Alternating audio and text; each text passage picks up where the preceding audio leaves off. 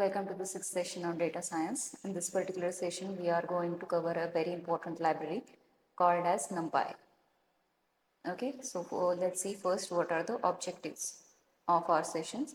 So firstly, we are going to cover what is NumPy, how to import a library, how to create various NumPy arrays, then what are the array attributes associated with it, then how to do indexing and slicing, then we are going to cover some array operations, broadcasting, then we will see if we are creating arrays how to iterate over that particular array, then a very important concept called array masking or boolean indexing, and lastly we are going to see some universal functions.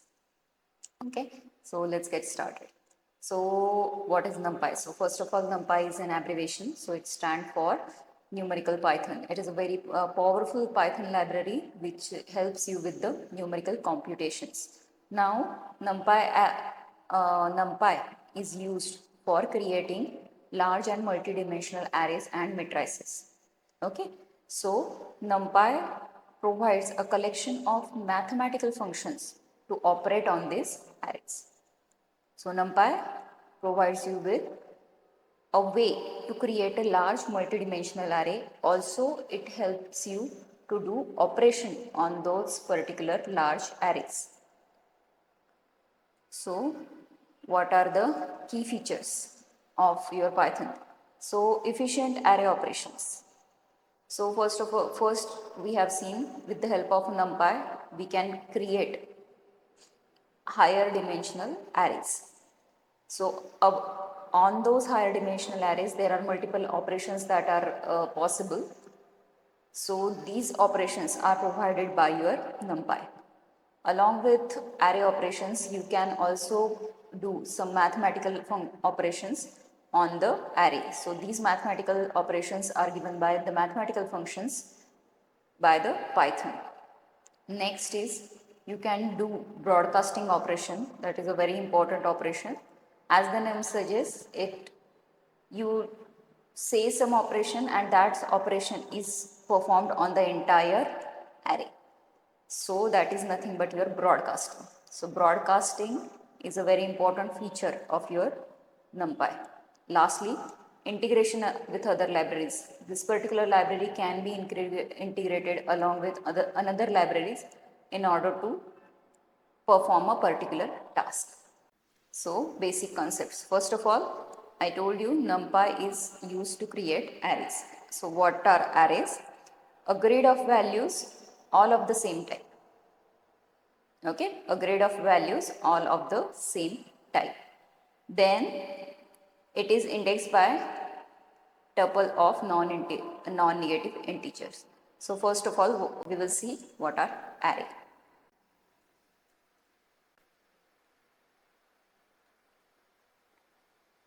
It is nothing but collection of homogeneous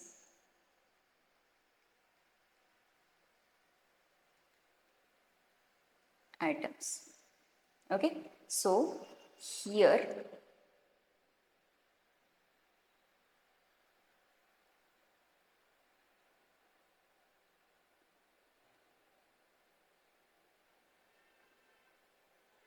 we can say first of all arrays are enclosed in square brackets separated by your comma.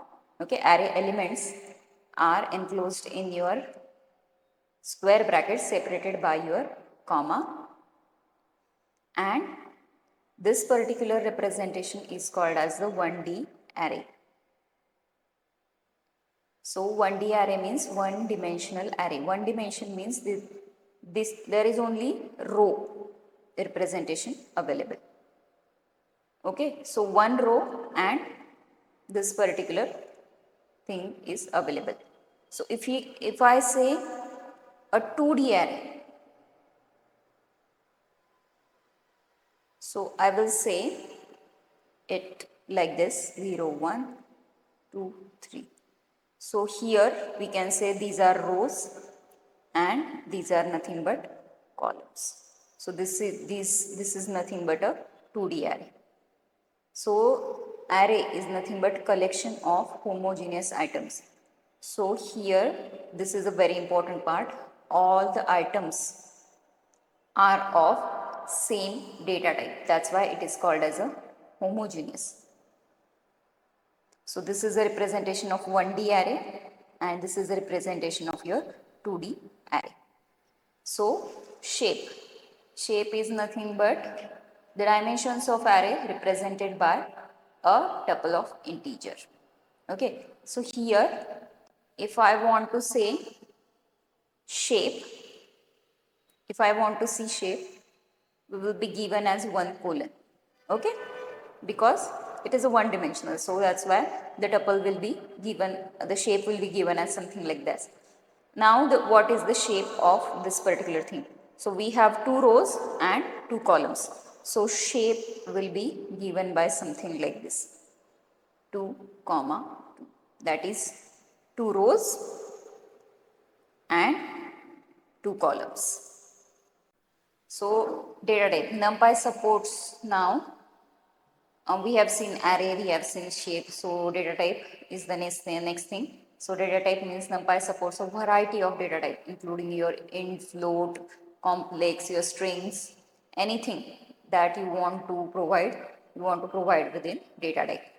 So syntax, how to import. First of all, remember that whenever you want to use a particular library, then you have to import that library first. So import NumPy as NP. Now NP is nothing but an alias.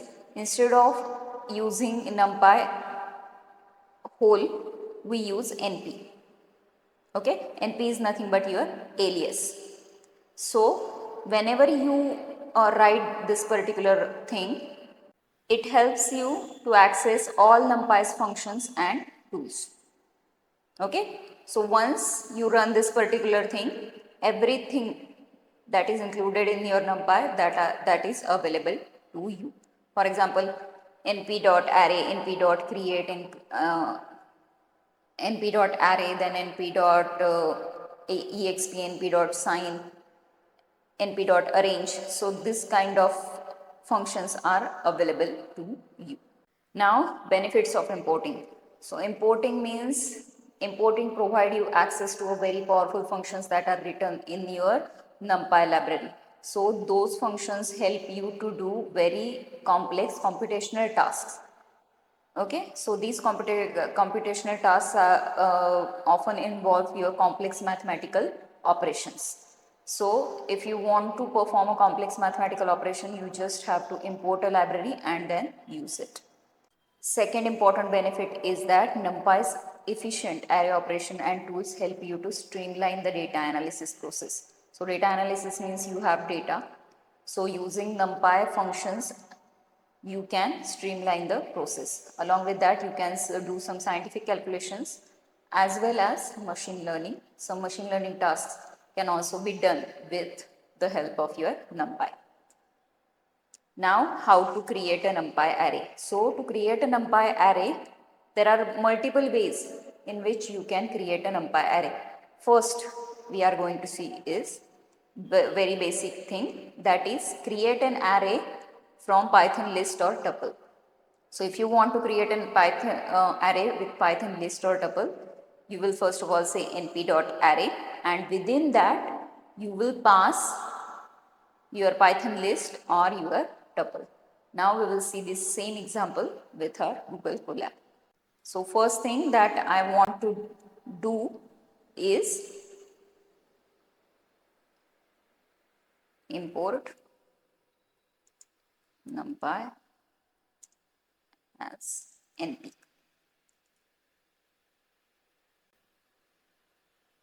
So whenever this particular line is done, so when you say NP dot, so various types of operations now available to you. So let's say I am now creating first array. So I will say NP dot array. This is the function. In that we have to now pass. We are since this is an np.array function, so we can pass either your list or your tuple. So first of all we will see with the list 1 comma 2 comma 3. Okay, so here if I will say print array 1,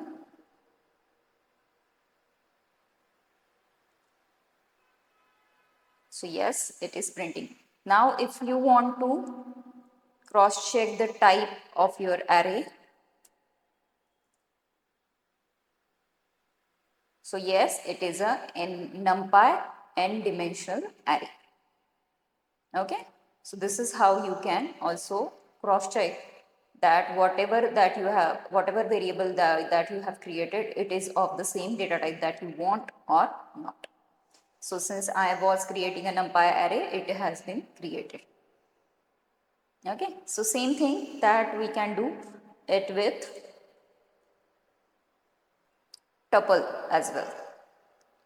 So np dot array, you can create your NumPy array with tuple as well. So I will say 1 comma 4 comma 5 comma 6.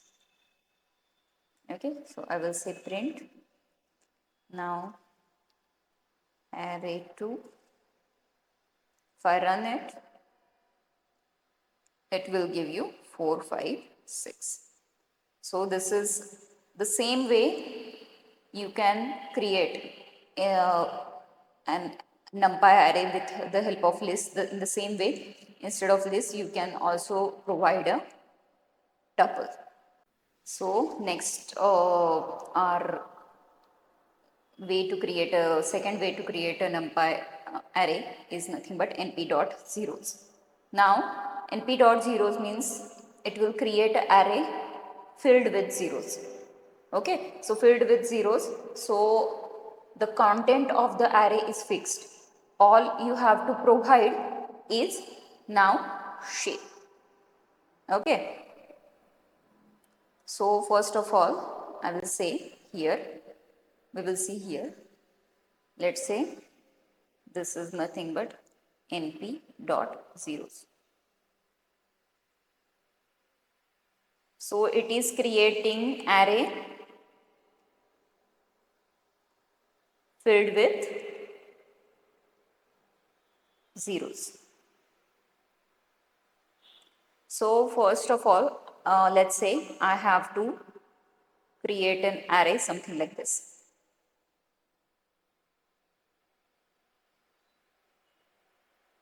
So this is my array. So if I want to give the dimension of the array, that means how it is given? It is given by row and column. So how many number of rows and number of columns. So number of rows. So how many number of rows? So here these are nothing but your rows and these are nothing but your columns. Okay, rows and columns. So rows are nothing but we have 2 number of rows and columns are 1, 2, 3, 4. So we will say 2 comma 4. Okay, and this will always be a tuple. Okay, so please remember whenever you are passing the dimension of that particular array, so it should always be a tuple. If it is a one dimensional array, you can pass something like this. It is a two dimensional array, so you have to give rows and columns. It is shape, it is called as dimension, or you can say shape. Okay, so let's see. Now let's create an array something like, so how will we write now? Array, we'll say zeros. So let's say array 3 is equal to np dot zeros in bracket. What we want now? 2 comma 4. So we need to provide a shape. So that's our shape, and we will say print array 3. Okay, now if you run this particular thing, yes, so you are getting the same result. You are getting 2 rows and 4 columns. So by default it takes float. Okay, float data type. So now the next thing is np dot ones. Now the same way that we have created an array with zeros, same way we can create an array with full of ones. So instead of np dot zeros, we have a function called np dot ones. So same way np dot ones, and within the function you will pass the dimension of the array that you want to create. So here again we will say np dot ones. So np dot ones means array filled with ones. Okay. So first of all, I need to provide the dimension. Let's say my dimensions are 2 comma 3. So 2 means what? Rows, and 3 means what? Columns. So here we will say two rows, that means 3 columns. So 1, 2, 3 and 1, 2, 3. So this is how my array should look, 2 rows and 3 columns. So how will we write it? It's np dot ones now. And in bracket we will pass 2 comma 3. This is nothing but the shape of your array. So here I will say ones.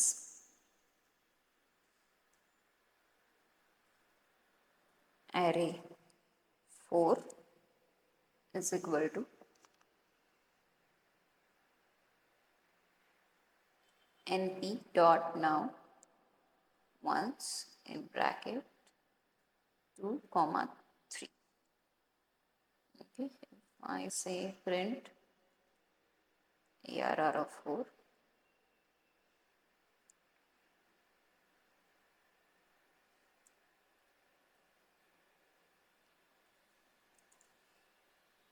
so yes, it is creating 2 rows and 3 columns, just like what we have seen. Now we will see the next way. So the next way to create is nothing but np dot full. So np dot full, it creates an array filled with a specific value.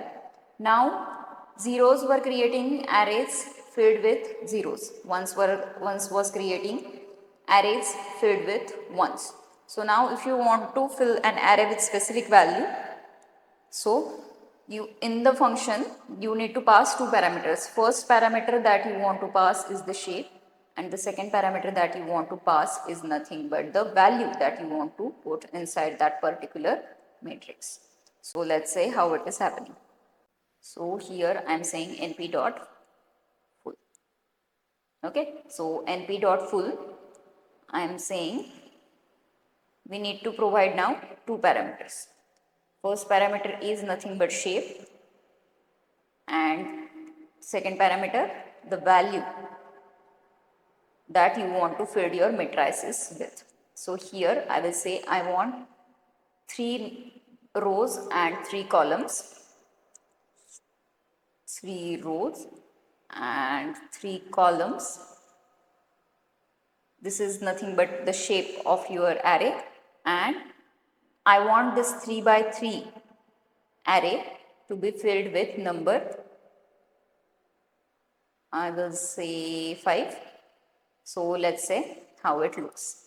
So 3 by 3 means it will have 3 rows and 3 columns, and it will look something like this.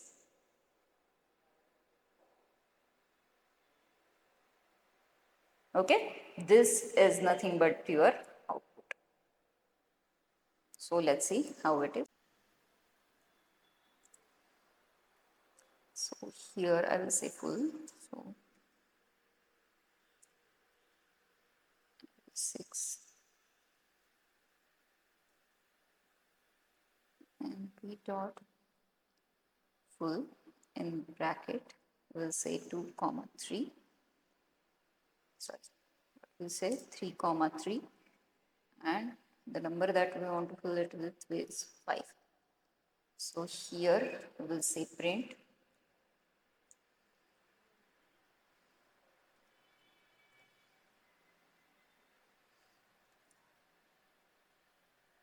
so yes, so this is nothing but your two-dimensional array, that is 3 rows and 3 columns, and the entire row and the entire array is filled with number 5 only. So this is how your np.full function works. So next function is now arrange functions. So np.arrange. So np.arrange, it creates an array with evenly spaced values within a given interval. Okay, so it creates an array with evenly spaced values within a given interval. So for example, our in np.arrange, first of all you will say start, then you will say stop, and then you will say what is the step. So let's say how. So np.arrange. So let's say 1 comma 11 comma 1. So this is your start, this is your stop, and this is your step.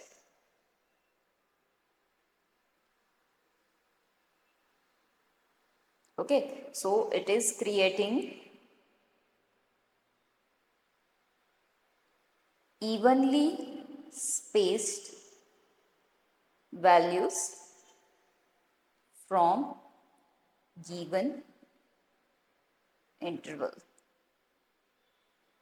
So our interval is now 1 to 11. So it will create values from 1 to 10. That means this particular thing is inclusive, 1 is inclusive, and your 11 is exclusive.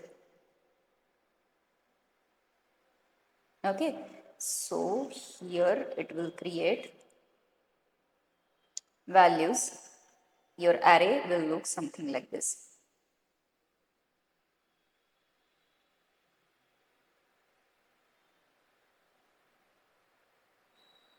Okay, this will be your array. So we'll say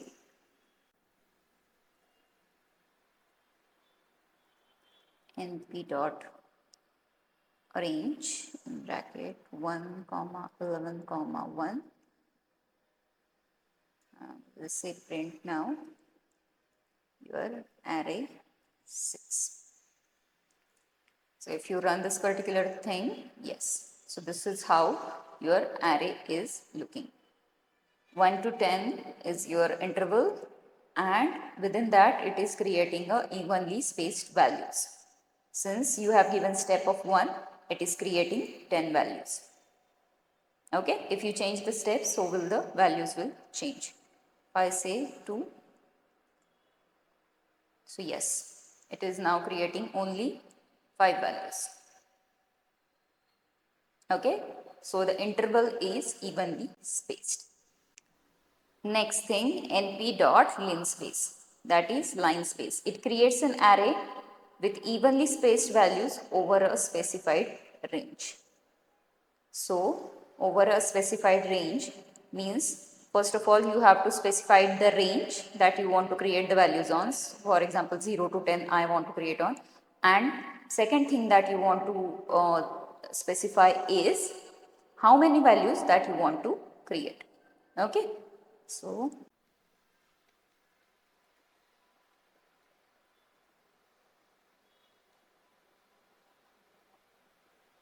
sorry, 0 comma 10 comma 5.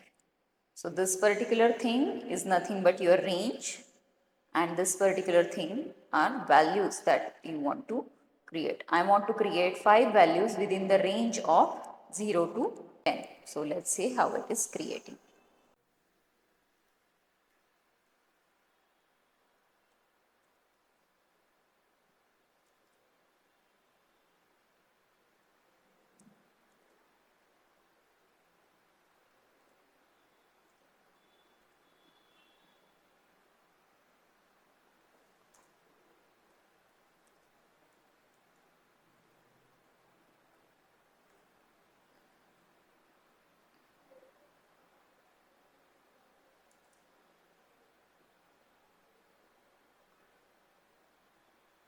sorry, I will say np dot linspace.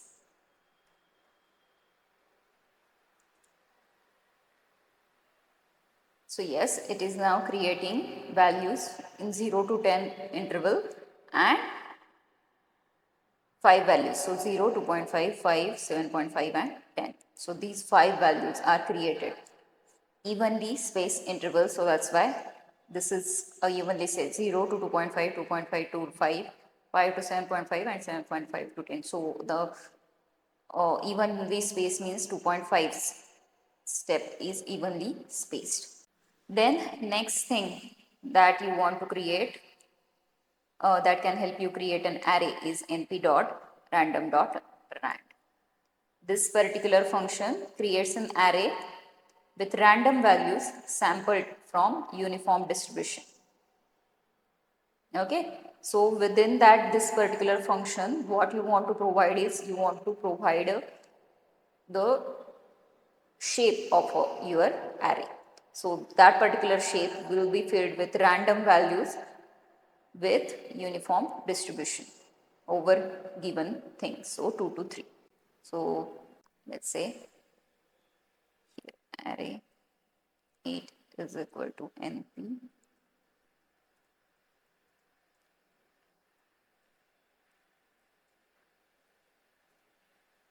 so 2 rows and 3 columns will be there. So print, I will say array 8.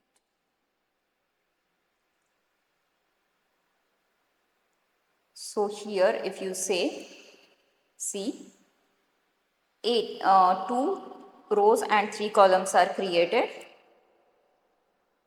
uniform distribution of the values within the interval of your 0 to 1. So 0 to 1 within that interval this particular values are created. Now we have given the shape as 2 comma 3, that means 2 rows and 3 columns are created. So the next thing is if you want to create now random values with standard normal distribution. Instead of uniform distribution, you want to create a values with standard normal distribution. So standard normal distribution means your mean is 0 and your standard deviation is 1. So it will give you nothing but the same function will be there. Instead of rand, it will say rand n. So n signifies your standard normal distribution.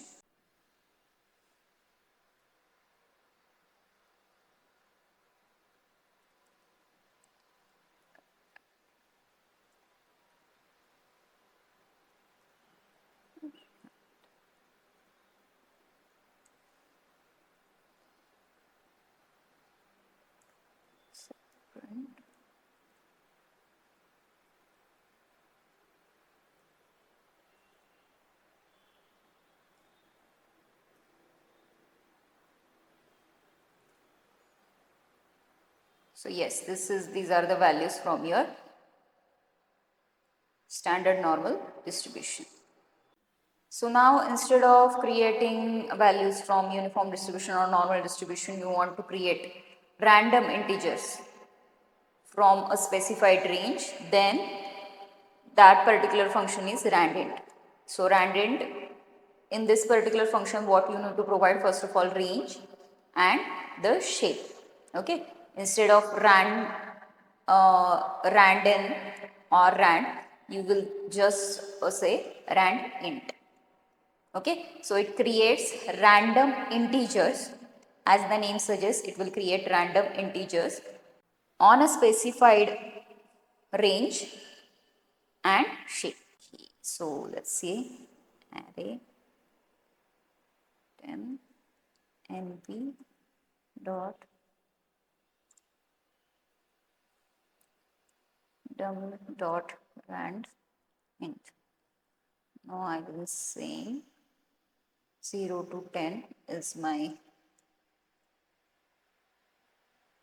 range and 2 to 3, that is 2 rows and 3 columns, is my shape of the array. So I will say print array of 10.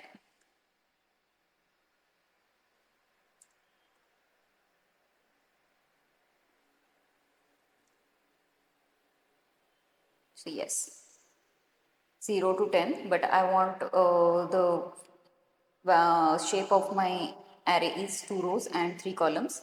So this is how your array will look. Okay. So each time that you will run the function, the values will look different. Okay. The random integers will be assigned. Okay. So this is how your array will look. Now we will first see the last three ways to create an array. So first is np.I.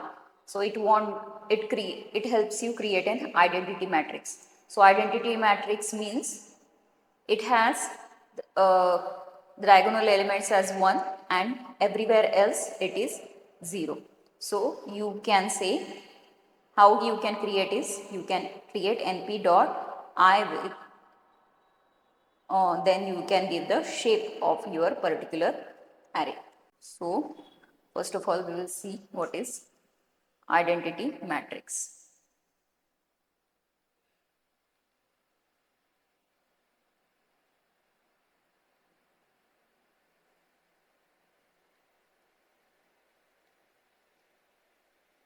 Diagonal elements are 1. All diagonal elements are 1. Rest elements are 0. So for example, my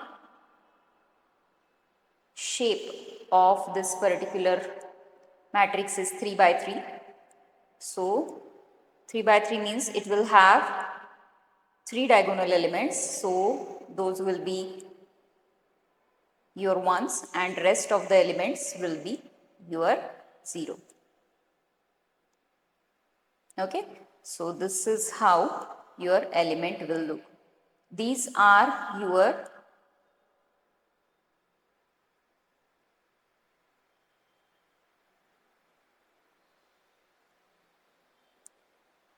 these elements are called as your diagonal elements. Since they are situated at the diagonal of the matrices, so that's why it is called as the diagonal elements. So let's say how to create it now. Array 1 is equal to np dot I in bracket 3 by 3. Okay, let's say print now array 11. Okay, so let's say how it is getting created.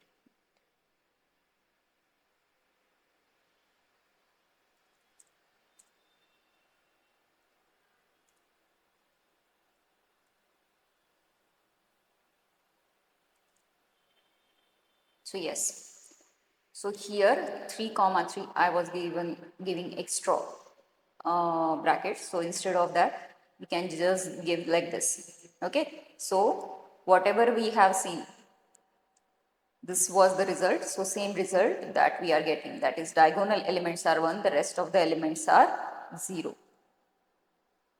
Okay, so instead of this we have one more representation called as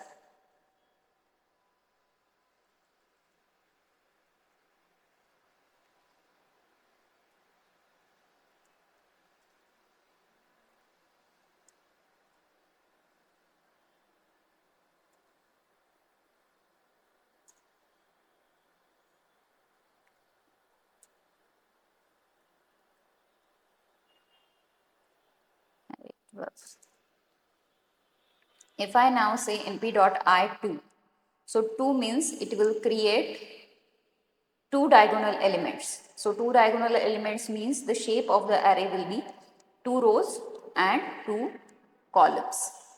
Okay, so that's how this is one more representation you can do. So np.I, instead of writing 3 by 3, you can also write only np.I3. So same result we will get here. Okay, here let's say I want 4 diagonal elements as 1. So the shape will be 4 by 4. That is 4 rows and 4 columns. So now next important part is these are the ways to create your NumPy arrays. So these are various ways. So most probably most preferred ways are like np.array, np.linspace, np.arrange. So these few are very commonly used. Okay, so next part is reshaping the array. So you have created an array, but you want to reshape it. You want to change the shape of that particular array without changing the data. So at that particular moment of time, you can say reshape. So you will say np dot reshape. So in that particular function, you have to pass now two parameters. So first parameter is the array that you want to reshape, and the second parameter that you will pass is new shape. So new shape means the new shape in which you want to shape that array. So it will return you the array with specified shape.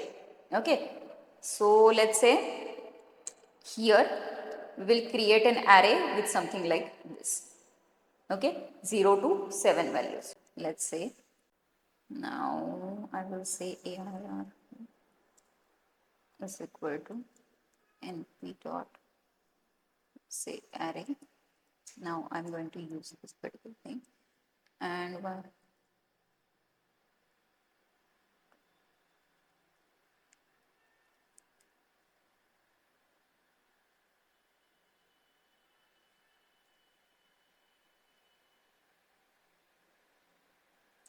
so this is my array.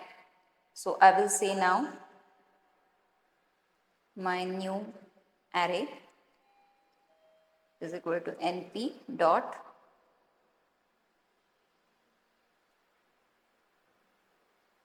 reshape. So what we want to pass through things, that is first of all the array that we want to reshape, and second thing is the shape of the array. Now we have 8 elements. So 8 elements we can reshape it as 2 rows and 4 columns. So we will see it with example first. So here I am saying your array looks something like this: 0, 1, 2, 3, 4, 5, 6, 7. This means you have 8 elements. Now you want to reshape it. So if you want to reshape it, you have to give the shape in which all these elements will be fitted.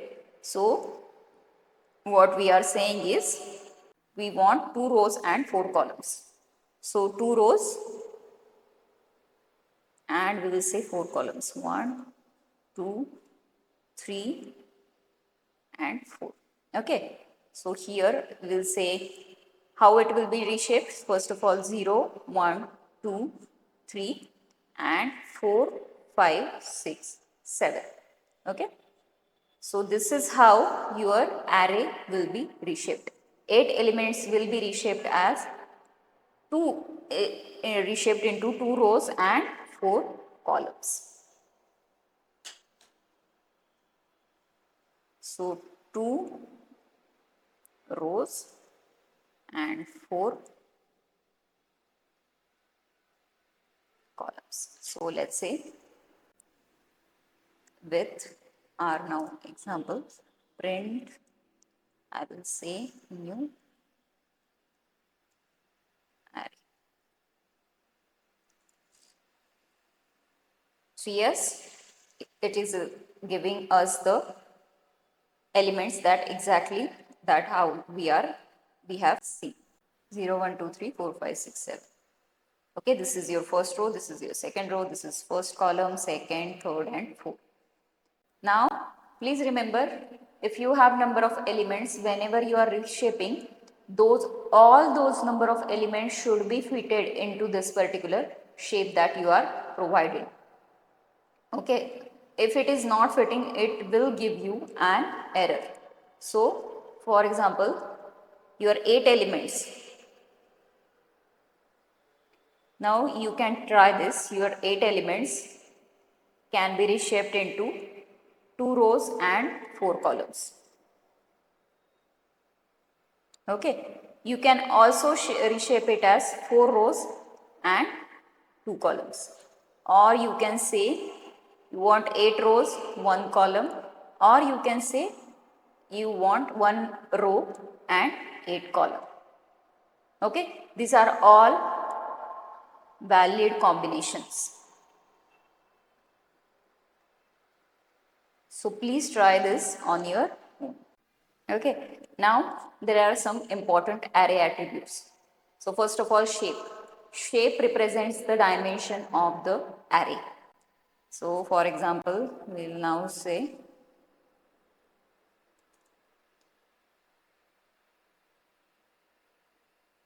we will say now.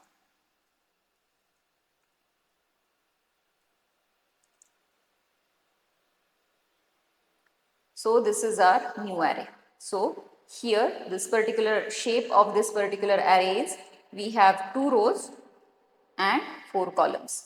So it should return a tuple saying 2 comma 4. So how to do it? So new array dot, I will say shape. Okay, since these are the attributes, you do not have to provide opening and closing brackets. Opening and closing round brackets you only provide whenever that particular thing is a function. If it is an attribute, you can simply write it like this. So yes, it is returning us the same shape that we have calculated, that is 2 rows and 4 columns. Then next thing is, so size. So size means it gives you the total number of elements that are currently in the array. So how will you access it? Array dot size. So let's say with the same example. So how many number of what will be the size? 0, 1, 2. That is 8. It should provide 8. Why? The total number of elements that are currently present in the array is given by your size. So I will say new array dot, I will say size. Okay, so yes, it is giving us the 8, that is total number of elements that are present in this particular array. So 8 elements are present. Next, now next thing is nothing but data type. So what type of data you have stored in the array, that is given by your array dot dtype.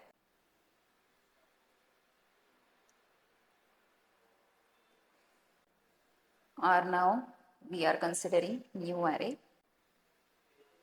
dot dtype. So this particular array contains only integer elements, so it should return dtype end 64. Okay, so this is how it is saved. It is given by your NumPy, that is end 64. Then next thing is dimensionality, number of dimensions or axes of the array. So how will you get the dimensions? So array dot enddim will help you to get the dimensions of the array. So new array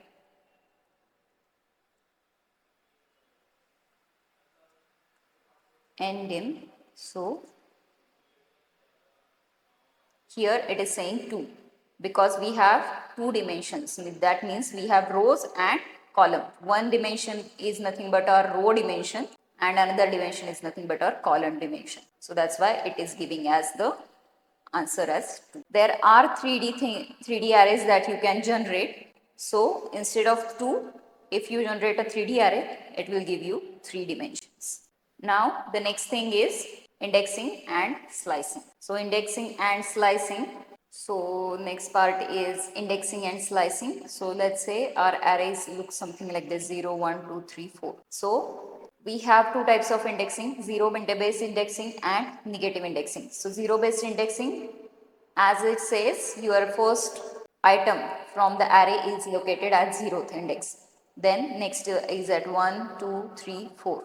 Same way we have negative indices. Negative indices means you have to go to the end of the array first and your end last element will be situated at -1, then -2, -3, -4 and -5. The colon is used to indicate range of slices in slicing, and you have to give three things, that is start, stop and step in case of slicing. So let's see one by one. First of all, first thing that we are going to see is indexing. So to type, first of all, zero based indexing, or it is called as the positive indexing.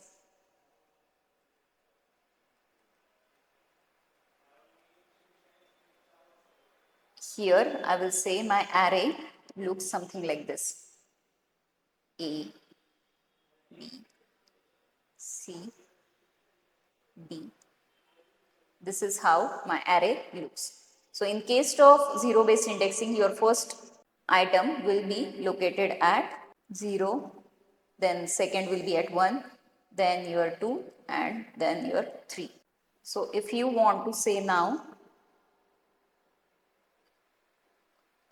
retrieve now C, then you will say AR1 of 2, that will give you C. If you want to give now D, if you want to retrieve D, then you will say ARR1 of your 3, that will be given by your D. So this was your positive indexing. So one type of indexing that is also available, that is called as the negative indexing. So here your last element is located at -1, then consequently the second last -2, then -3 and then this is minus. This is how your array is working. Okay, this is how your negative indexes are working. So let's say I want to create a last array, last item from your array. So I will say ARR of 1. You can ARR of -1, sorry. So it will give you D. Okay, so you can say ARR of 3 or you can say ARR of 1. Both the things are correct. So now let's say how we are going to do this in Google Colab.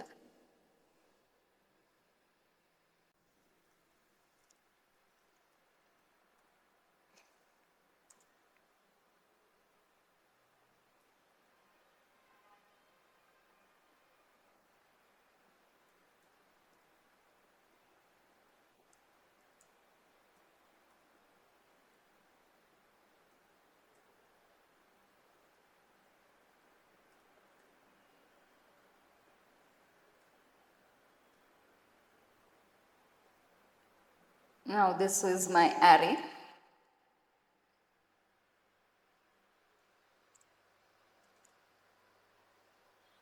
One. Okay, so I will say ARR 1 now looks something like this. Okay, so let's say I want to now retrieve first element from the array. So I will say ARR 1 of 0. So it will retrieve your A. I will say ARR 1 of, let's say, -1. So it will retrieve your B.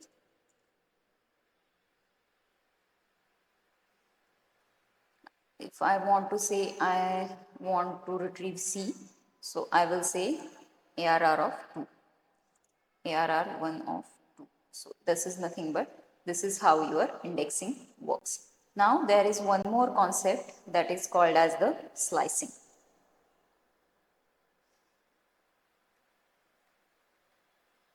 So in slicing you have to give three important parts: start, your stop and your step. So just as we have seen with the list tuple, your start is inclusive, that means your slicing will start from this particular start index. Then your step is exclusive, that means you will stop one step before whatever you have given as the stop index, and step is By default, step is 1. If you want to change it, you can change it here. Okay, so let's say this is our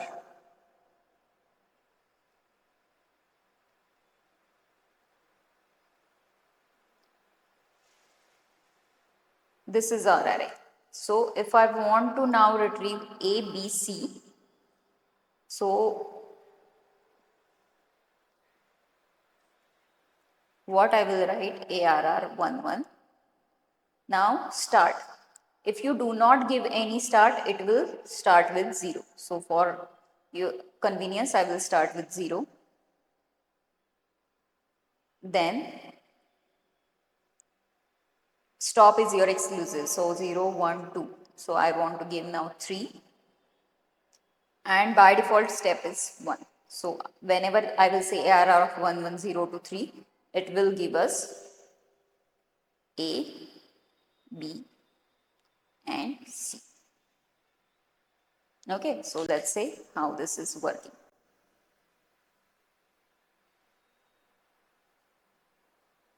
This is your ARR of 1. So I will say ARR.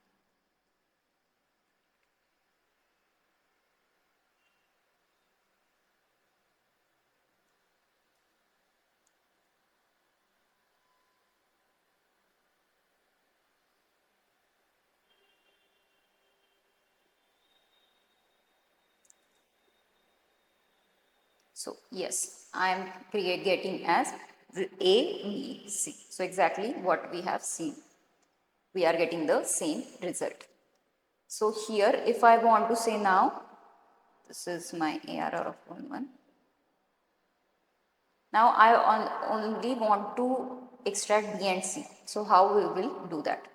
So subsequently we will write ARR of 1, 1. My starting is 1 colon. I want B and C. So I will say 1, 2, 3. So yes, it will give me B and C. So instead of 1, 2, 3, if I say 1, 2, 2, it will only give me B because your start is inclusive, but your stop is exclusive. That means it will not go into until it will not go until 2. It will stop at 1 only. Okay. Now this was single dimensional array. So let's say how we are accessing the multi-dimensional arrays. That is two-dimensional arrays that we are going to see.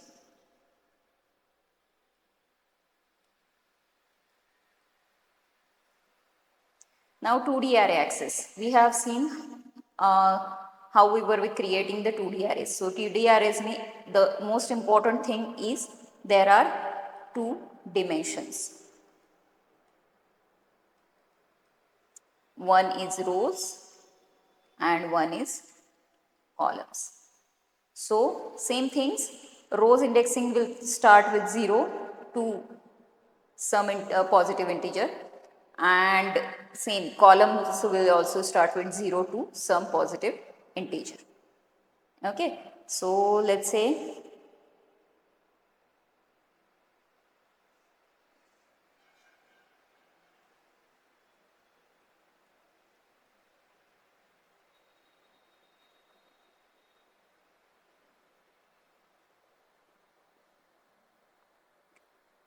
this is my 2D array. Okay, so 2D means we have 2 number of rows and 3 number of columns. So 2 number of rows indexing start with 0. Okay, so I will say here, this is your 0th row, this is your first row, this is your 0th column, this is your first column, and this is your second column. Okay, so if I want to retrieve your, let's say,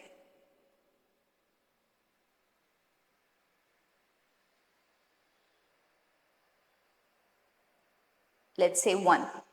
So how will we do that? Let's say the name of the array is ARR of 1. So how will we do it? So here I will say ARR of 1 to 0, of 0. So first is your row and second is your column. That's how you will access individual elements.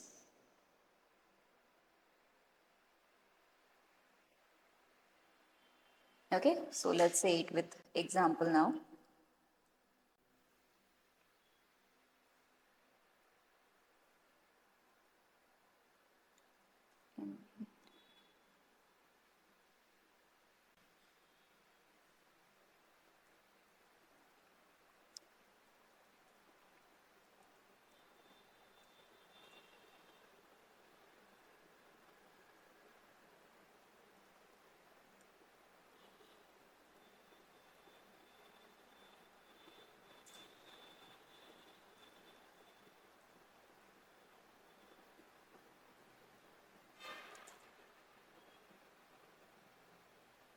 Hey random आहेत, आपल्याला random नको आहेत.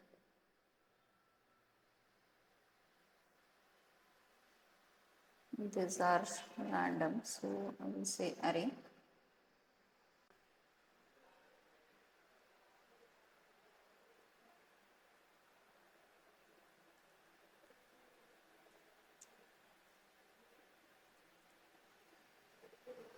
Now, please see it here clearly. If you want to create two-dimensional array, so you have to give 2. Now, this is the thing. You will first give us the main. This is outer square brackets, and in the inner square brackets, you will just give us the row presentation. So, for example, what we want is something like this: 1, 2, 3, and 4, 5, 6. So, how will we write it? In the bracket, in the first part, we want 1, 2, 3. So, let's say 1, 2, 3. This is my first row, and your second row looks something like 4, 5, 6. This is how your array looks. So, let's say print now array 13. So yes, this is nothing but 1, 2, 3, 4, 5, 6. So this is how your array looks now. So I will say P of 0 of 0. So yes, this is giving us correctly array 13 of 0. It is nothing but your 1. Okay. Now if I want to retrieve 5, so what will be it? First of all, you will give a row and then column. Always remember that first will be rows and second will be columns. Okay. So first will be 5. What is the row number of 5? 1. What is the column number of 5? 1. So we will write array 13 of 1, 1. So yes, it is nothing but your 5. Okay. So this is how you can access the individual elements. Now, if you want to access slices, it is also possible with the 2 dimension. So let's see how you are going to do slicing in 2 dimension.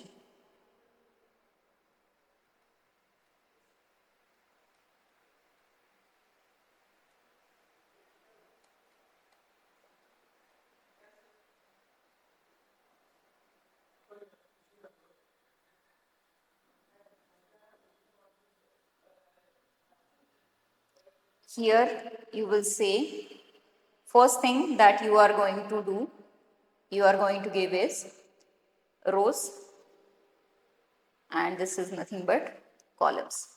Same thing that we have seen in the individual array thing, same thing that you will do also here. First thing that first indexes will always belong to rows and second will be always belong to columns. Now in rows, again you can give start, stop and step. This is the convention that is followed with rows, and same convention is followed with your columns also, that is start, this is stop and this is step. Okay. Again, your start is inclusive, stop is exclusive. Again, here also start is inclusive, stop is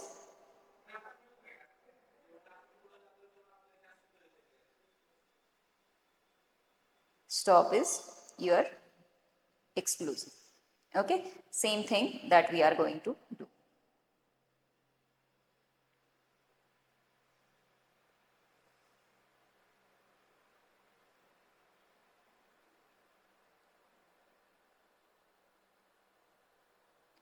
Now this is my array.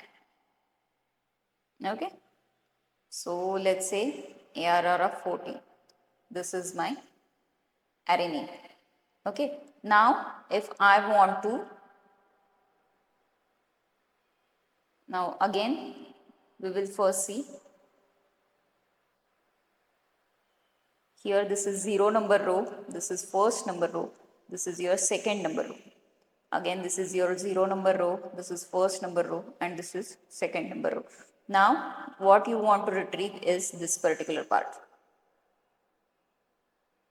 Okay, so let's say how it will go.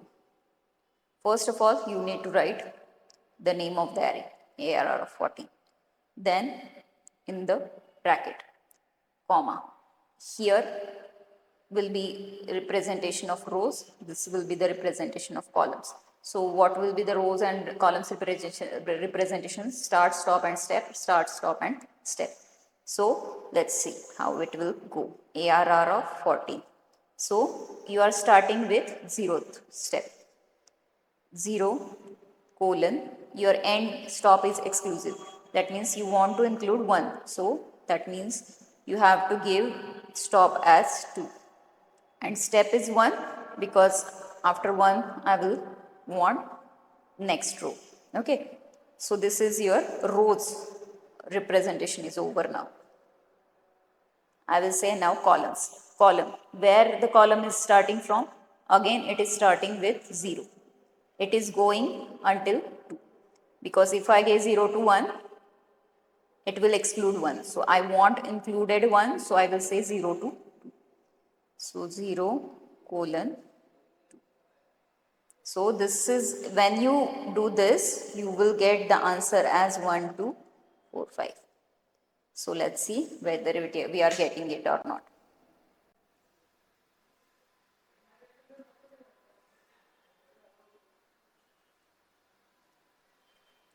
Array.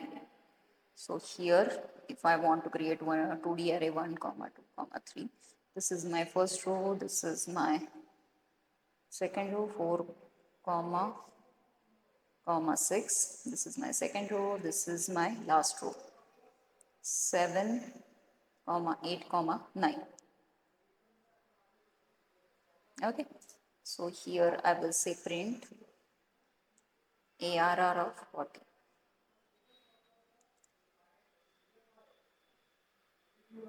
Okay, this is my array now. So we want to now retrieve this particular part. So we will say ARR of 1, 4.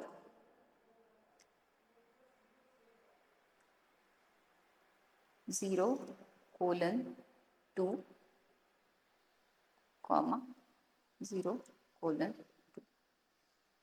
So let's say whether it is giving us or not. So yes, it is giving us 1, 2, 4, 5.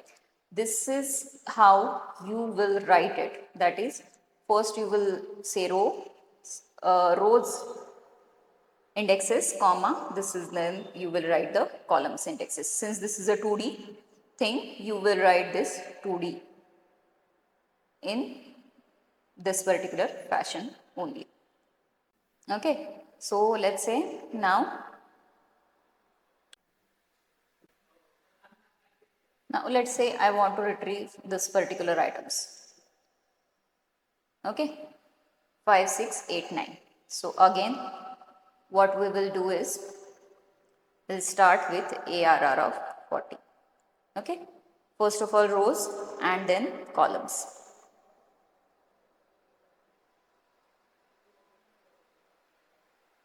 So rows, here I will say this is what is the row number, start row number of 5, 6. So row number is 1. 1 colon, it is going until last. So I will say 1 colon 3, or if you do not write anything, it is also okay. Okay. So I will say ARR of 14, 1 colon 3, comma, columns. Now columns, where it is starting from? So it is starting from also one number of columns. So 1 colon, it is also going until end. So I will say 3. So here I will say ARR of 40 bracket.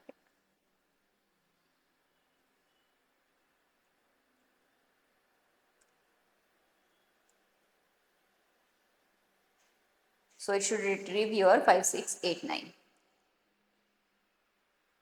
So here one more presentation that works is like this, ARR of, let's say, 1 colon. So by default, if you do not give any stop, it will go till the end. Same thing here, we want start and we want to go until end.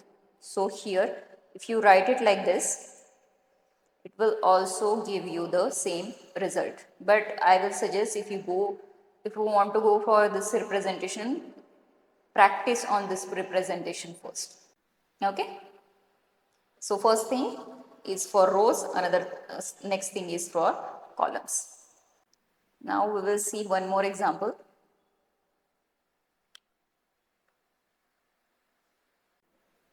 Now you want to retrieve this particular thing, 2, 3, 5, 6. So how will you do that?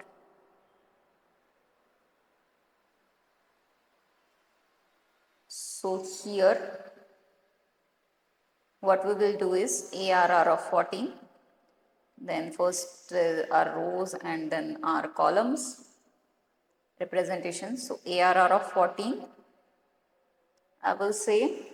Now what is the start of this particular starting row of this particular representation? So 0. So I will say 0, 2. I want to go until, I want first and second row. So I will say 0 to 2, comma.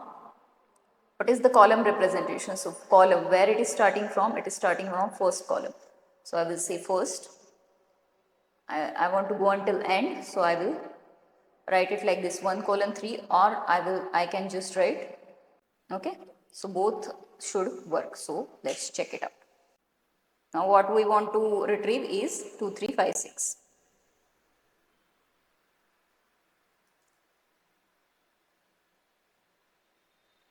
Two, 3, 5, 6. So ARR of 14.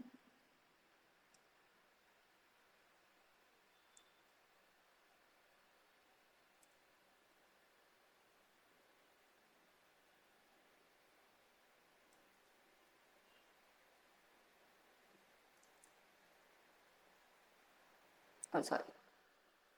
What it is happening, I am going to write. So it is nothing but 0 to 2 and 1 to 3. If you write something like this, 0 to 2, 1 to 3, it will give you 2, 3, 5, 6. So same thing that we have seen, 0 to 2 and 1 to 3.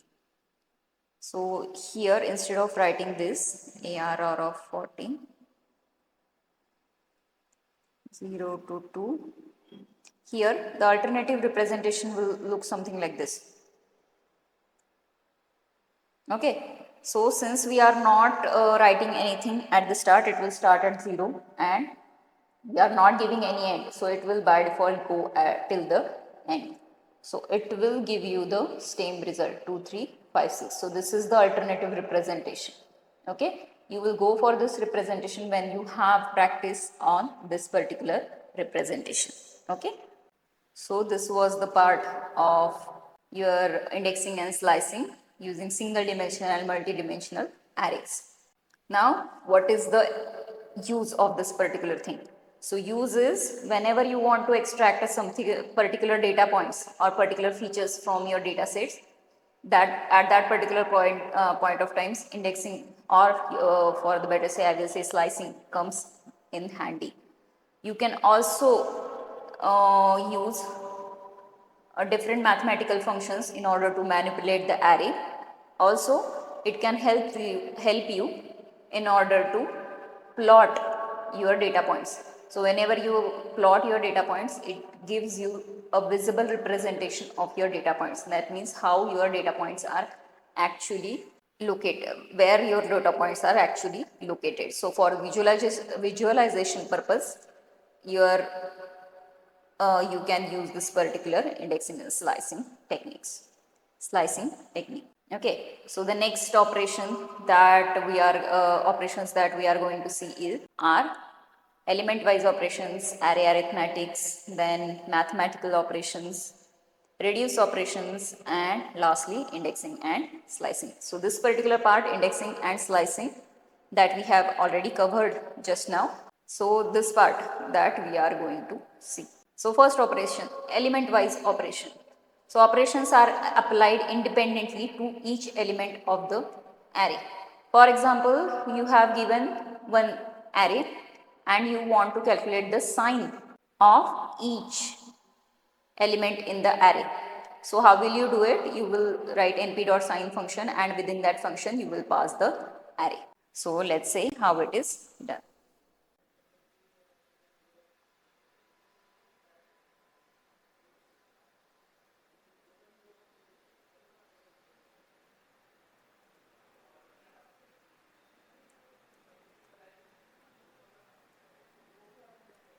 Okay, this is my array.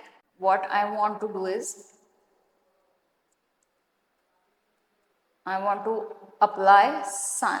I want to calculate sign value of each particular element. So I will say np dot sign. In bracket, I will pass the array, that is ARR of 31, and I will print the result.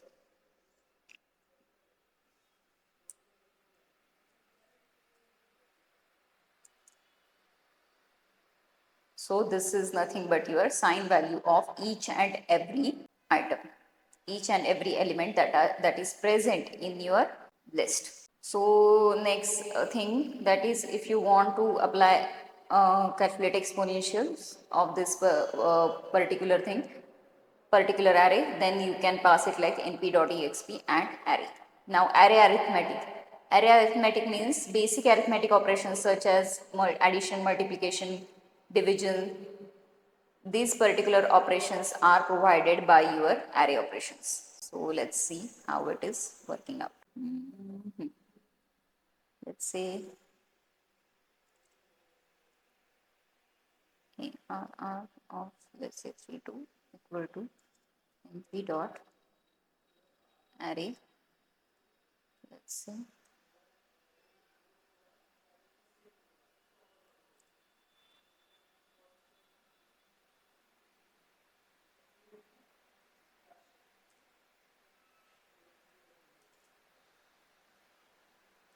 Now first we will say what is ARR of 31. Looks something like this, 1 2 3 4, and ARR of 32 looks something like this, that is 0 2 3 4. Now let's say first operation, that is addition operation. We will see ARR of 31 plus ARR of 32. So this gives you the in place addition of the numbers, that is 1 plus 0, that is 1, 2 plus 2, that is 4, 3 plus 3, that is 6, and 4 plus 4, that is 8. Same, ARR of 31 minus ARR of 32. So this minus this, that is, it should contain 1 0 0 0. So let's see how it is getting. So this is the result. Same. Now if you want to multiply, multiplication is also done in place only. So 0, 4, 9 and 16. Now if you do the division, it will look something like this, ARR of 3 1, ARR of 3 2.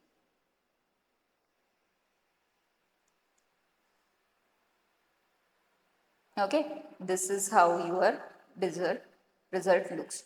Now this is giving us infinite values. So infinite because it is 0 divided by 1. So that's why it is giving us the infinite values. Otherwise it is giving us 1, 1, 1. So this is your array operations, array arithmetic. Next mathematical operations are functions like trigonometric function, exponential function, logarithmic functions. These are also given by your array operations. So np.sqrt, that is nothing that will help you to calculate square root of your array. np.log will help you to calculate logarithm of particular array. Okay, let's say I am considering now ARR of 31. Let's say np dot let's say log of ARR of 31. So this is nothing but natural logs. So this is how your logs will look. Log of 1 is always 0, so it is nothing. It is correct. So the rest of the value you can check. Okay. The next operations, that is nothing but your reduction operations. So reduction operation means, or they are also called as the aggregate operations. So aggregate operations, it is the operations that are done along one or more axes. For example, what are the operations? So sum, mean, median, minimum, max. These are the operations you can do. So let's say this is my ARR of 31. This is my 32. Okay. So I will say ARR of 32 dot max. So it will return the maximum of the array. So maximum of the array is 4. Okay. So ARR of 32 dot minimum, if I say, so it will return us the minimum of the array, which is nothing but 0. Then ARR of 32, let's say mean. So mean means it gives us the average. So average means what will be 7, 4,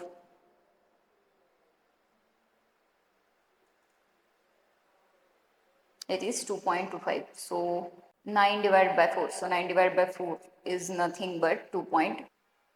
Then these are nothing but this is how your reduction operation works.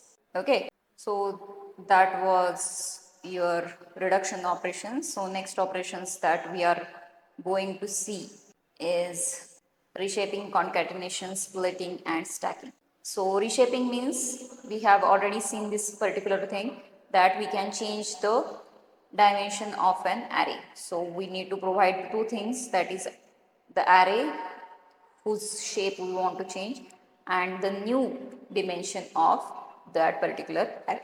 Next thing is concatenation. So concatenation means it combines multiple arrays along a specified axis to create a new array.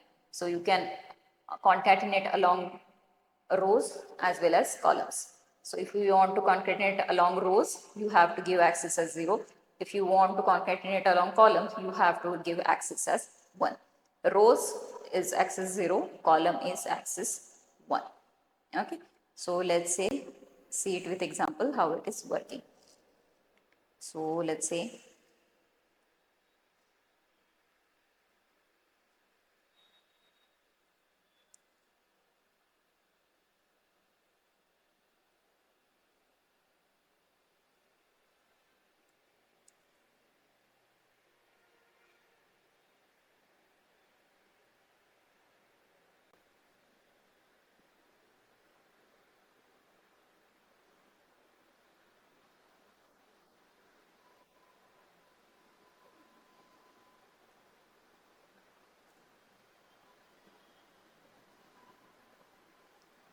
np dot array, let's say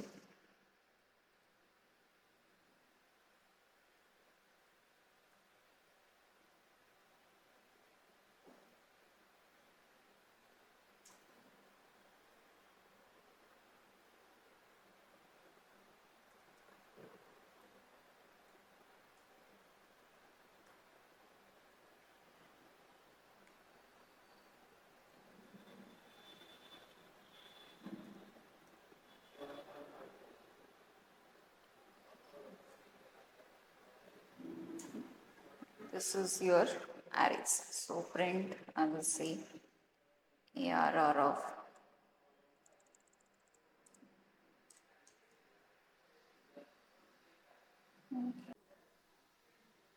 okay, I have forgotten one.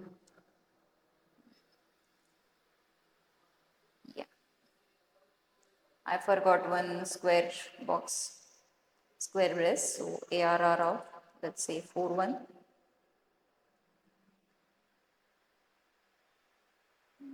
Looks something like this. ARR of 4 looks something like this.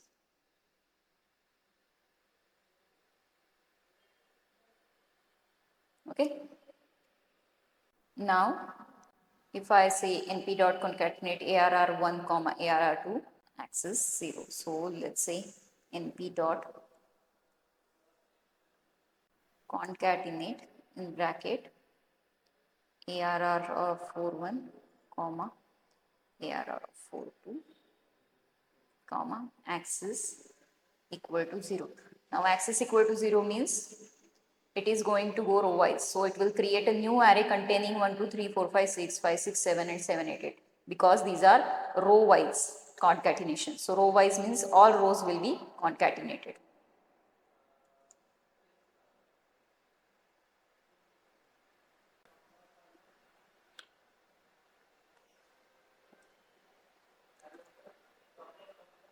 Yes. So this is the input. This is how you should pass your concatenation array for concatenation in the square brackets. So 1, 2, 3, 4, 5, 6, 5, 6, 7 and 7, 8, 8. This is how your row wise concatenation will look. So let's say column wise. So np dot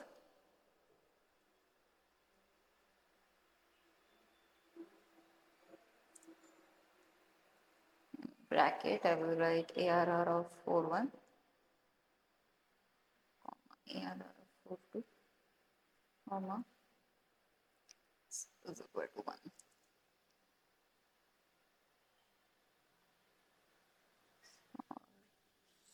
Here it should end and axis is equal to 1. So yes, it is now concatenating according to the columns. Now first column is 1, 4, then first is column is 1, 2, 3, then 4, 5, 6, then 5, 6, 7 and then 7, 8, 8. So this is how it is concatenating column wise. Now column wise means this is first column, second column, third column. So 1, 2, 3, 5, 6, 7, then 4, 5, 6 and then 7, 8, 8. So that is how your columns are concatenated. If now next my operation is splitting operation. So splitting operation means it will divide a single array into multiple smaller arrays given the axis on a specified axis. So if let's say if I want to divide array into two parts along the axis 0, this is how you will do it. Okay. So let's see the example.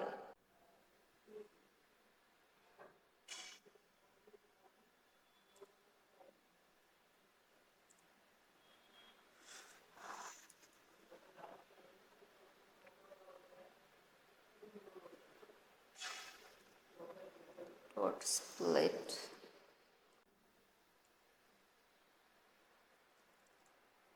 p dot split bracket ARR of 4 comma 2 comma axis 0.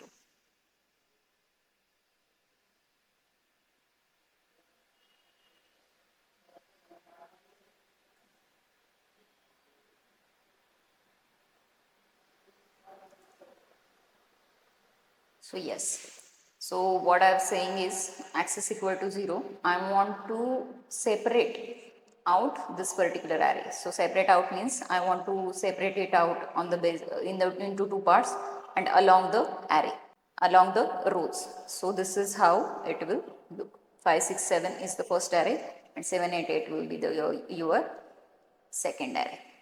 ठीक है?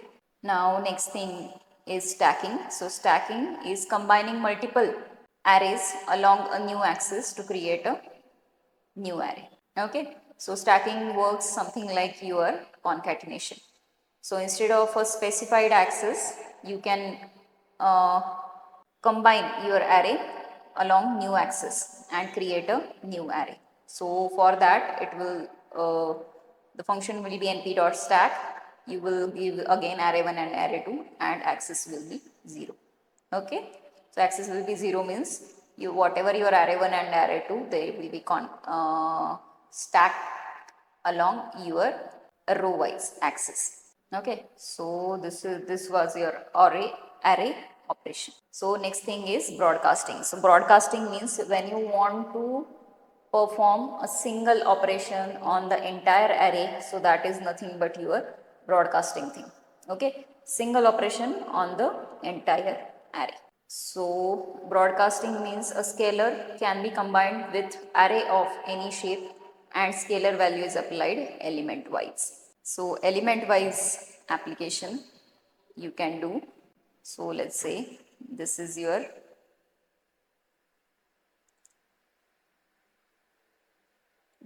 array 3 1. If I want to say array 3 1 into 3, that means I want to multiply each and every element of array 3 1 by 3. So if you want to see the result, it will look 3, 6, 9 and 12. So this is how your broadcasting operation works.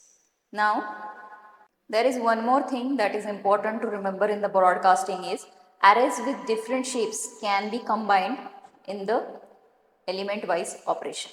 Okay, so shapes, for doing the element wise operation we have seen that earlier, that if you have a 3 by 3 matrix for addition, so both matrix should be of the size 3 by 3, then only you can add those particular matrices. For example, my matrix size is, first matrix size is, we have 2 rows and 3 columns. Then if I want to multiply it, if I want to divide it, so the second matrix will be 2 rows and 3 columns only. Okay, but in case of array broadcasting, arrays with different shapes can be combined in a element wise operation. For example, here look at that, your array is, first array looks like its shape is 2 rows and 3 columns. Here it has 1 row and 3 columns. Okay, so basically the size is different, but we should get the same result. So let's see, we should get the result. It should, in broadcasting it gets us the result. So why? Because your second array is expanded to the size of the first array using the same elements as the first array. So what I am saying is,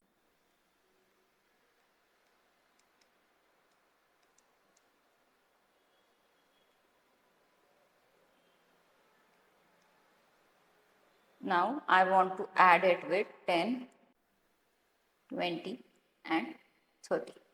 Okay, so here the size, or you can say shape, not size, the shape is 2 rows, 3 columns. Here 1 row and 3 columns. Okay, so now this is not possible, but in case of broadcasting, what it does, it expands this particular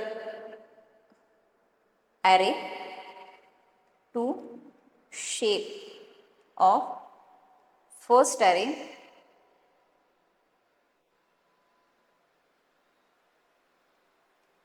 by duplicating elements.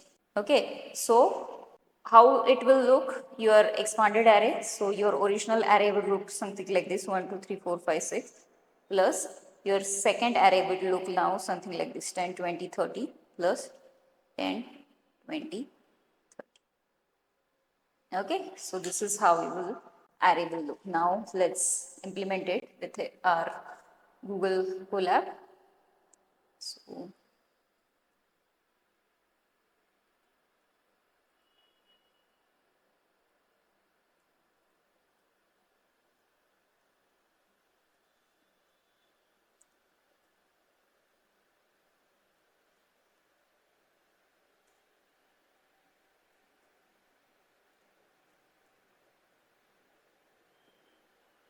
array in bracket I will say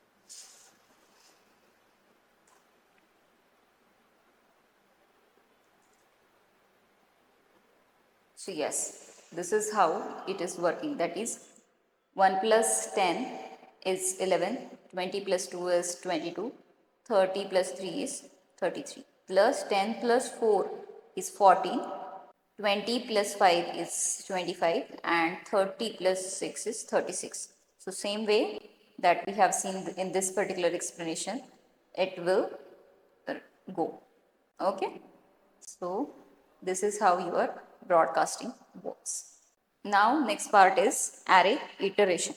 So array iteration means we can, now we have created the arrays. So we want to print the arrays. So for printing the arrays we can use for loop. So for loop, this particular loop we have seen.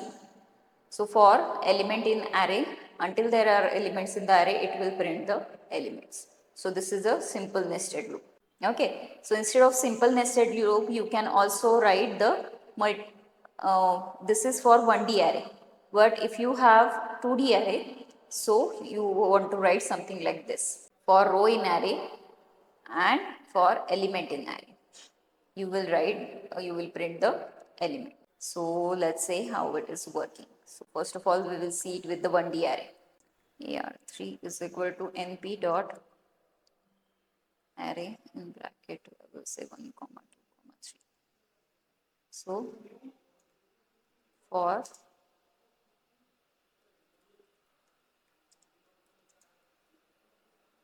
AR3, I will say print element.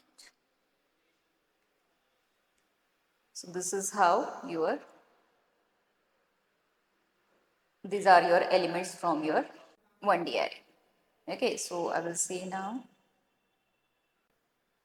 let's say now ARR of 4. So these are the contents of your AR of 4. This is now two-dimensional array. So two-dimensional array, it works something like this. For row in array and for element in row.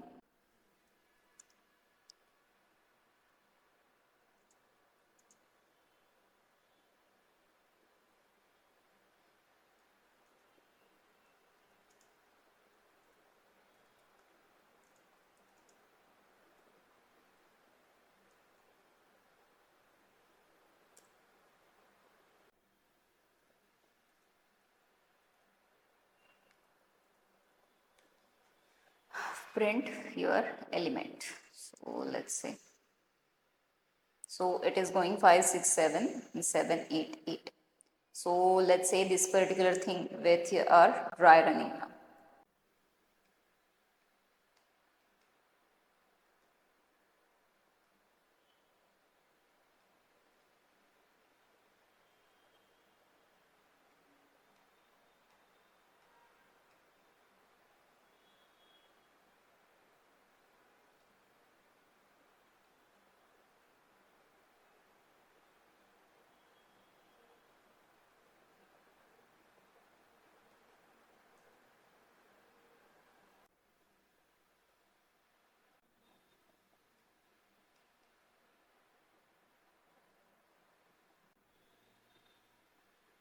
So it will start with 0th row. So for 0 in ARR of 4 2.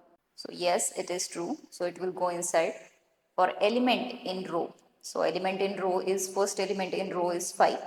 So 5 is 5 in a row. So yes, it is true. So it will print 5. Then it will go to the next element. So next element is 6. So is 6 in a row. So yes, it will print 6. 6 in a row, it will print 6. And next it will go to the second last element in the row, that is 7. So 7 in row, yes, it will print 7. So next element is not in the row, so it will go to the, it will come out of the for loop. So it will go to the now first row. Is first in ARR 42? Yes, it is true. So it will go now to the 7. So is 7 in 42? ARR of 42? Yes. So it will print 7. Is 8 in ARR of 42? Yes. Is 8 again in ARR of 42? It will print 8. So this is how it will get printed: 5, 6, 7 and 7, 8. Okay. So instead of, if you do not want to write now nested loops, so what you can do is, you can use the NDITER method. Okay, so NDITER method. So this method iterate over arrays with any dimension of the array, any data type, or it can have any broadcasting behavior. So for that it can work. So instead of writing for element in, you will say np.idtr array. So for, I will say element in p.idtr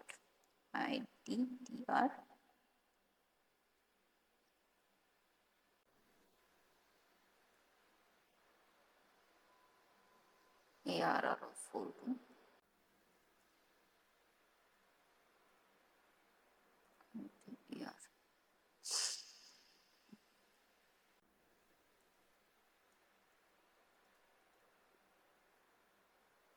So instead of writing two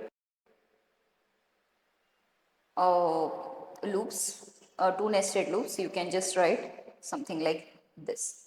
So any kind of, any shape of array will be printed here.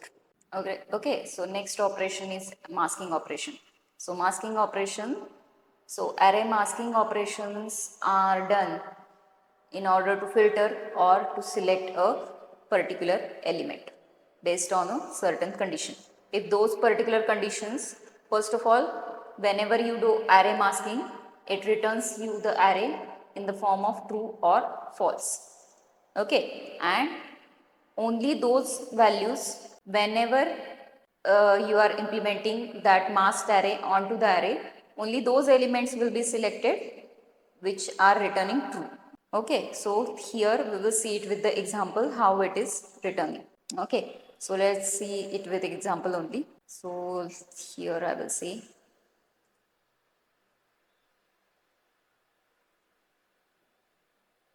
np dot array, in bracket I will say 6. Okay, this was my array.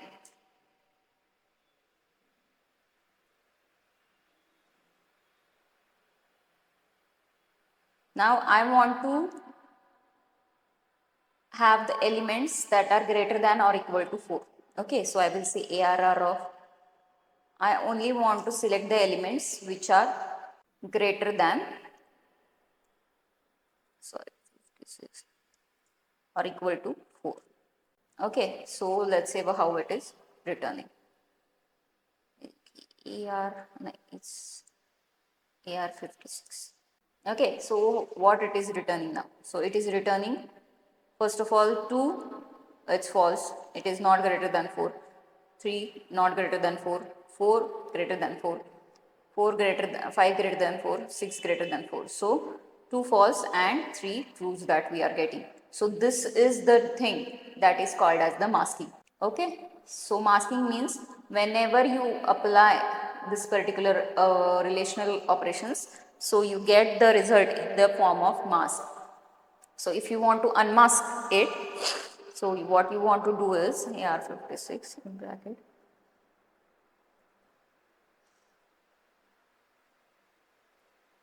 to 4.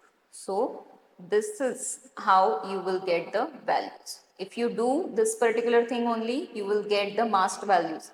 So if you do not want the masked values, you have to apply the result on the same array again, and then only the values that will be true will be retrieved. Okay, this is the thing that is mentioned on your PPT. Okay, so benefits, what are the benefits of this particular thing? So benefits are you can filter and manipulate the NumPy arrays in any way you want, and this particular method is used for your data selection, filtering, conditional operation in data analysis. So conditional operations means I want to select employees from Pune only. So in that particular thing, you can do this array masking and Boolean index. Okay. So last part of your NumPy array is nothing but universal functions. So universal functions, from this particular thing, we have seen some functions. So sign. So it computes the element wise sign of each element. Cos same as sine, it works on cos, same as cos, it works on tan as well. So logarithmic operation, that is, we have already calculated the natural log.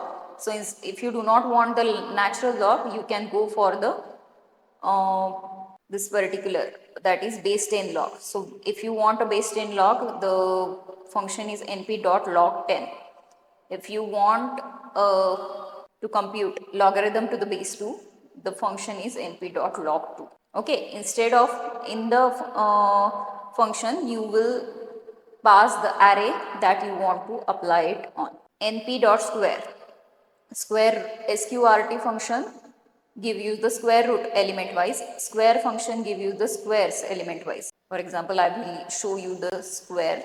So here I will say np dot 56 only. AR56, so np dot sqare. So here if I say np dot square AR56.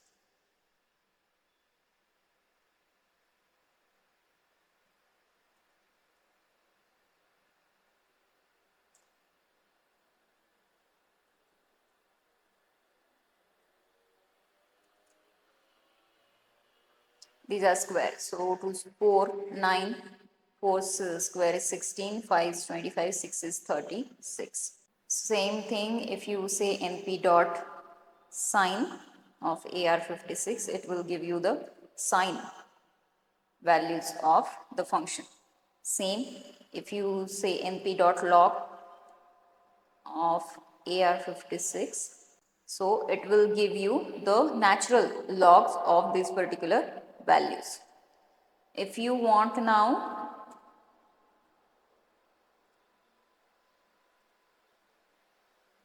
to the log to the base 2, so here if we say AR56, so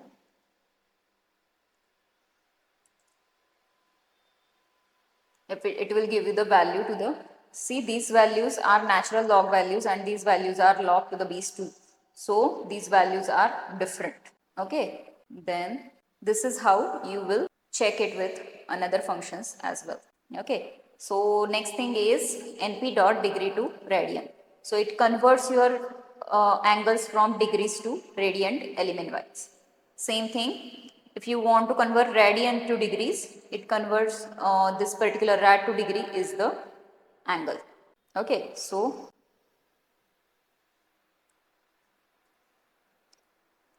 to radian. So degrees to radian, I will say AR56. So here are values for degrees to radian conversion, and if I say now p dot radian to degree conversion, so this is how it will look. Okay, so this is how your radian to degree conversion will look. Now next thing is nam. If you want to check if there is a number that is not a number in the array, so that is given by your np dot isNam. So here I will say now AR of 56.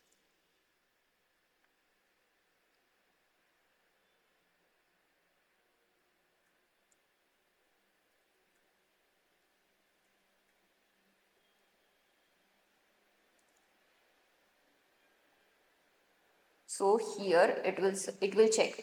2 is a number, so nan is not there, so that's why it is called as false. 3 is a number, then again false. 4 false, 5 false, 6 false. So basically if nan is not there, not a number is not there, it will return a false thing. It will return a false result only. Okay. Now next thing is, if you want to check for positive or negative infinity element wise. So if there are a number that is infinite element wise, you can check it. So for example, you will write np is infinite.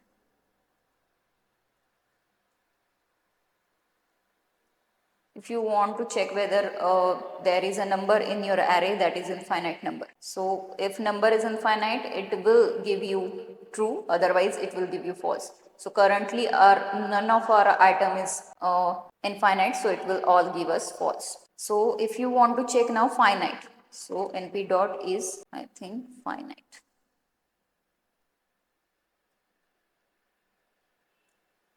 So here I will say AR.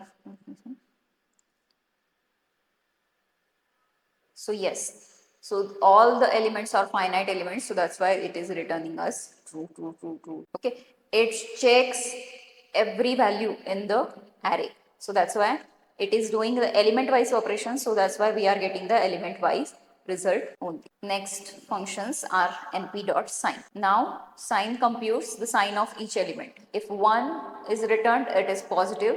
0 is returned, that means that particular number is 0. Minus 1 is returned if that particular number is minus. So let's say now we will create something like this.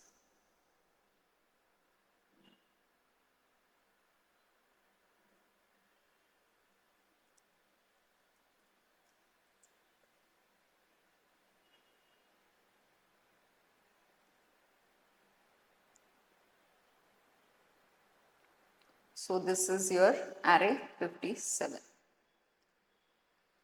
AR of 57. Okay, so let's say np dot sign in bracket AR 57.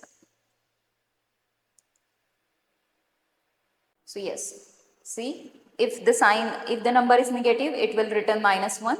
If number is 0, it will return 0. If number is positive, it will return 1. So this is, if you want to check the sign of each number in your array, you can do it like this. Then next thing is ceil and floor function. So ceil function, it rounds up each element of the array to the nearest integer, and floor, it rounds down each element of the array to the nearest integer. So let's say how this particular thing is working. Okay.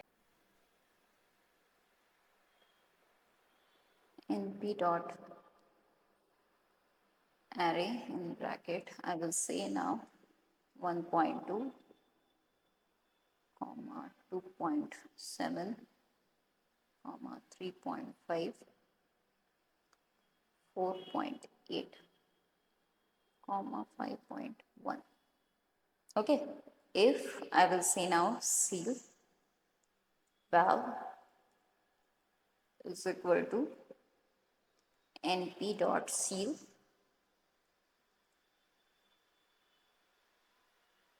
AR 58.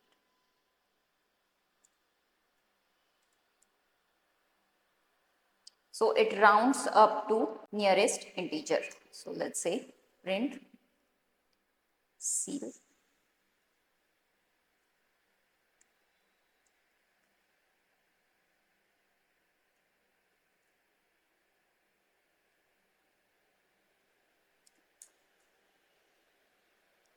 So it is rounding up to the nearest integer. So 1.2 is rounded up to 2, 2.7 is rounded up to 3, 3.5 is rounded up to 4. That is, it is rounding up. That is 4.8 is 5 and 5.1 is now 6. Now we will see the same elements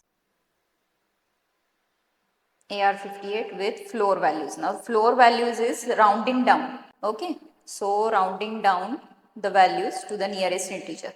So np dot floor AR58.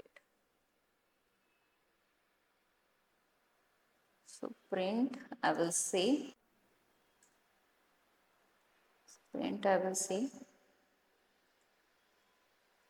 AR58. Okay, it is now rounding down.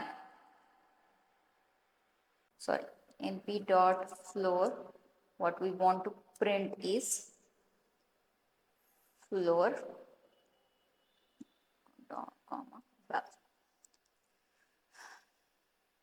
So it is rounding down. So rounding down means it is 1.2 is 1, 2.7 is 2, return 3.3, 3.5 is 3 is written, 4.8 4 is written, and 5.1 5 is written. Ceil values are rounding up values and floor values are rounding down values. Okay, so this is how your ceil up and floor and val functions work. Now the last function for today is np.round. So it rounds each element to the nearest integer. Okay, so we will say again the same thing. So np round values now. Round val is equal to np.round in bracket and 58. So it is rounding up to the nearest integer. So print, say round val.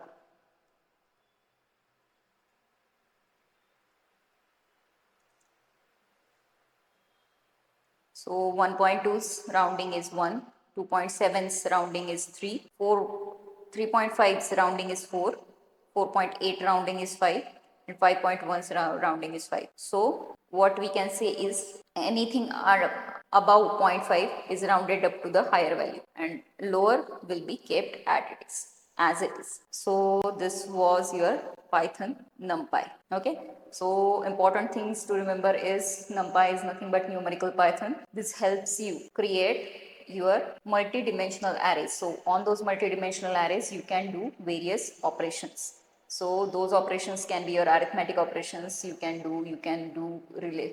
also take help of the relational operators also. So in the relational operators you can use the relational operators as well as logical operators also. So these operators that you can help also, you can do the broadcasting operations on the array. So these are the important points to remember from your Python NumPy. Along with that, you have some universal functions, you can apply it on the arrays. Okay, so thank you guys, thank you so much for your patience.